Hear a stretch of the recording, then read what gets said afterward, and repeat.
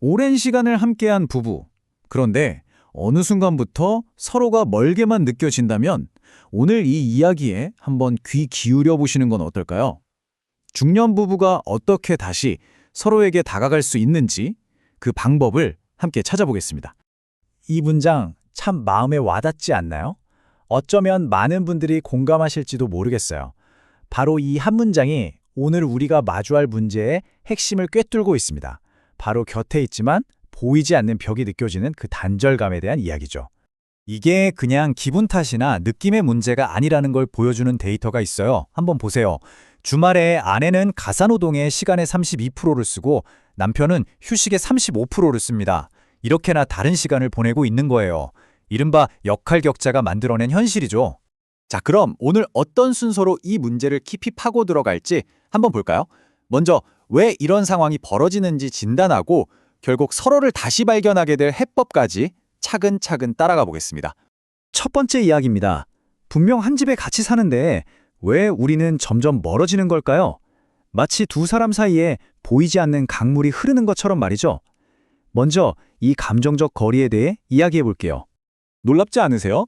결혼 20년 이상 부부의 무려 절반이 소통이 부족해서 갈등을 겪는다고 합니다. 혹시 지금 이 순간 이거 내 얘긴데 하셨다면 기억하세요. 여러분만 겪는 일이 결코 아니라는 걸요. 그렇다면 이 거리감은 도대체 어디서부터 오는 걸까요? 다음 장에서는 남편과 아내가 지난 수십 년간 얼마나 다른 세계를 살아왔는지 마치 평행선처럼 결코 만나지 못했던 두 사람의 삶을 들여다보겠습니다. 먼저 남편의 세계를 한번 들여다보죠.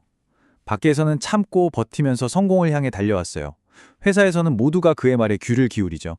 그런데 이상하게 집에만 오면 작아지는 거예요. 내 목소리는 아무도 들어주지 않고 점점 내 자리가 없는 것 같은 기분이 드는 거죠. 이번엔 아내의 세계로 가볼까요? 이쪽은 또 완전히 다릅니다. 평생을 가족을 위해 헌신하고 희신하는 게 미덕인 줄 알고 살았어요. 그런데 어느 순간 돌아보니 집 밖의 세상이 너무 낯설고 어색한 거예요. 사회에선 내 목소리를 어떻게 내야 할지도 모르겠고 결국 아내도 남편과 똑같이 내 자리가 없다는 상실감에 빠지게 됩니다. 자, 이 표를 보면 정말 흥미롭지 않나요? 남편과 아내는 사회적 성공과 사회적 어색함, 가정에서의 무력감과 헌신, 이렇게 완전히 정반대의 길을 걸어왔잖아요.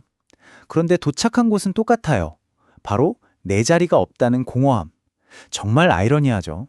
바로 이 지점이 핵심입니다, 여러분. 이건 단순히 너랑 나랑 말이 안 통한다 같은 소통의 문제가 아니에요.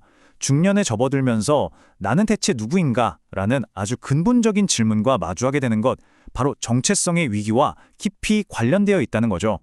이 위기를 이해하려면 사회적 나라는 개념을 먼저 알아야 해요. 이건 뭐냐면 우리가 다른 사람들에게 보여주기 위해 만들어 온 모습이에요. 좋은 부모, 능력 있는 직장인, 든든한 배우자 같은 역할들이 바로 사회적 나인 셈이죠. 그와 반대로 개인적 나는 뭘까요? 바로 그 모든 역할을 다 걷어냈을 때 남는 진짜 나, 내가 내 자신을 바라볼 때의 모습입니다. 내면의 목소리에 귀 기울일 때 비로소 발견할 수 있는 나 자신이죠. 보세요. 우리의 인생 여정이 바로 이렇습니다. 사회적 나라는 갑옷을 입고 한참을 살아왔는데 자녀들이 떠나고 직장에서 은퇴할 나이가 되면서 그 역할들이 하나둘씩 사라져요. 그럼 그 자리에 뭐가 남을까요? 바로 저 거대한 물음표. 그럼 이제 나는 누구지? 하는 막막함이 찾아오는 겁니다. 자, 지금까지 문제의 원인을 아주 깊숙이 들여다봤는데요. 이제부터가 진짜 중요합니다. 희망을 이야기할 시간이거든요. 이 깊은 골을 메우고 다시 서로에게 연결될 수 있는 아주 구체적인 세 가지 처방전을 공개합니다. 해결책은 이 세 단계로 이루어져 있어요. 첫째, 우리가 함께 지나온 과거의 사정을 살피고, 둘째, 지금 우리가 처한 현재의 맥락을 이해하고, 그리고 마지막으로 끊임없이 대화하는 것. 간단해 보이지만 하나하나가 정말 중요합니다. 첫 번째 단계의 핵심이 바로 이 문장에 다 담겨 있습니다. 서로 다른 이야기가 만날 때 이해가 시작된다. 내 기억 속의 과거만이 진실이 아니라는 거죠. 상대방의 눈을 통해 그 사람의 감정으로 과거를 다시 들어보는 것. 거기서부터 모든 이해가 시작됩니다. 그리고 두 번째 단계. 맥락 없는 사실은 진실이 아니다. 이게 무슨 말이냐면요. 어떤 사건, 즉 팩트만 딱 떼어놓고 보면 안 된다는 거예요. 왜 하필 지금 이 시점에 이 문제가 터져 나왔을까? 그 배경과 주변 상황, 즉 맥락까지 함께 봐야 진짜 진실이 보인다는 겁니다. 자, 드디어 마지막이자 가장 중요한 단계입니다. 머리로 이해하고 마음으로 공감하는 것만으로는 부족하잖아요. 이제 그 이해를 행동으로 옮길 시간입니다. 바로 대화라는 실천을 통해서요. 대화를 어떻게 시작해야 할지 막막하다면 우리가 서로를 부르는 호칭의 의미부터 되새겨보는 건 어떨까요? 우리가 정말 무심코 부르는 여보라는 말에 사실은 보배와 같이 소중한 사람이라는 뜻이 담겨 있다고 해요. 정말 아름답지 않나요? 당신이라는 말도 마찬가지입니다. 내 몸과 같이 귀중한 사람이라는 의미를 품고 있다고 해요. 우리가 부르는 말에 이런 깊은 뜻이 담겨 있다는 걸 생각하면 말 한마디를 건넬 때도 마음가짐이 달라질 수밖에 없겠죠. 그래서 구체적으로 뭘 해야 할까요? 아주 거창한 건 필요 없어요.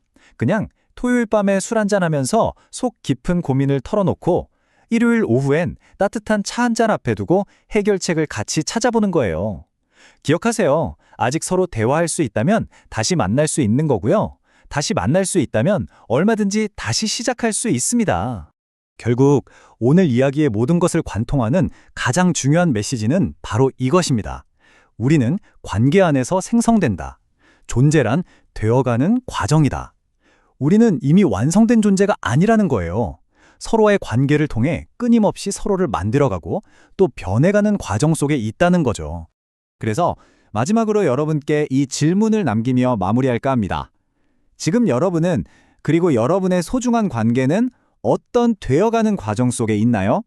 오늘 이 이야기가 그 과정을 따뜻하게 돌아보는 작은 계기가 되었으면 좋겠습니다.